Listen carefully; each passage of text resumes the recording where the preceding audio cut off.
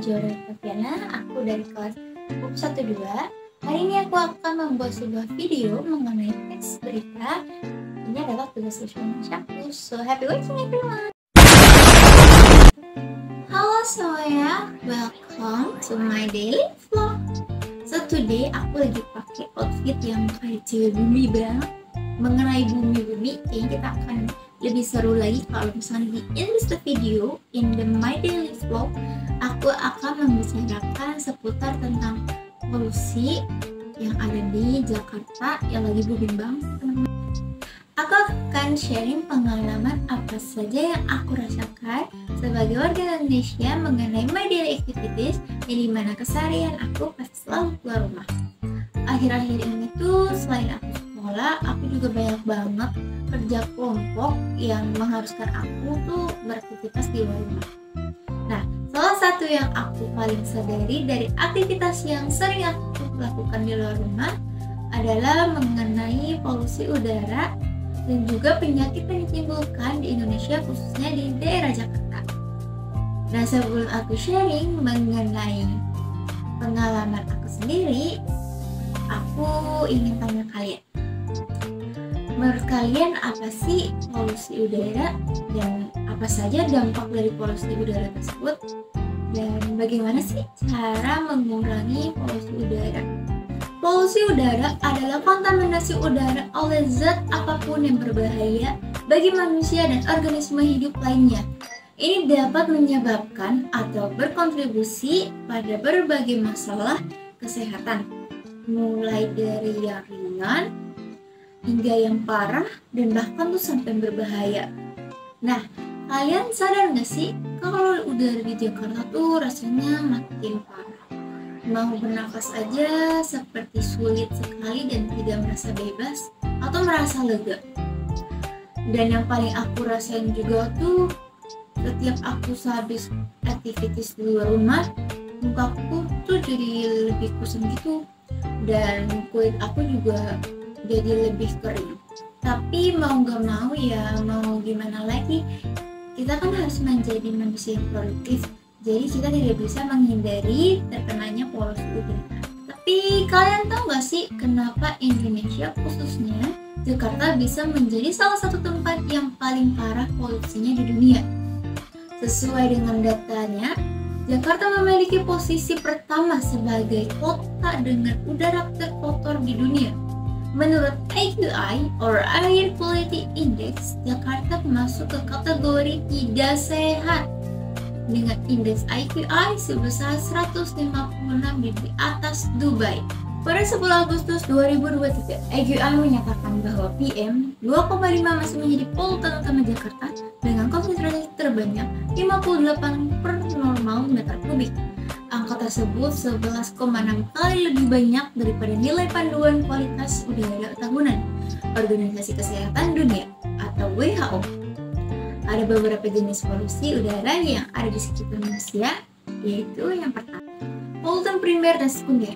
Polutan primer adalah polutan yang dilepaskan langsung ke atmosfer, sementara polutan sekunder adalah polutan yang terbentuk di udara akibat dari reaksi kimia dengan polutan lain. Polutan primer berada di sekitar kita. Ada letusan gunung api, asap pabrik, asap kendaraan, pembakaran sampah di perumahan, katanya. Nah, kalau dia bereaksi lagi dengan polutan lain, maka akan menjadi polutan sekunder. Polutan kedua, polutan dalam dan luar ruangan. Polutan juga terbagi menjadi polutan dalam dan luar ruangan. Polutan dalam ruangan misalnya asap dari aktivitas memasak, asap pembakaran, penggunaan pemanas, dan asap rokok. Dan juga ada agen biologis atau zat teknik di dalam ruangan. Sementara contoh polutan luar ruangan diantaranya asap pabrik atau industri, asap kendaraan, dan aktivitas pertanian. Yang ketiga, polutan gas dan partikel. Jika dilihat dari bentuknya, polutan bisa dibagi menjadi dua, yakni polutan gas dan partikel. Polutan gas seperti SO2 atau sulfur dioksida, NOx atau nitrogen oksida, ozon CO2 atau karbon dioksida, dan komponen organik volatil atau senyawa kimia yang terpencar dari padatan atau cairan. Jadi intinya penyebab dari polusi berasal dari gas dan partikel berbahaya di udara seperti aktivitas gunung berapi, asap knalpot kendaraan, asap dari pembakaran batu bara atau gas, asap tembakau, dan faktor manusia dengan segala aktivitasnya. Tidak dapat dipungkiri lagi, aktivitas manusia yang terus menyepelekan hal-hal seperti ini sebenarnya sangat berpengaruh untuk kehidupan sehari-hari.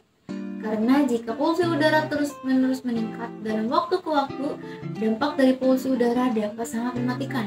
Bahkan pada data IPI menyebutkan polusi udara menyebabkan 8.100 kematian di Jakarta selama 2023 ini.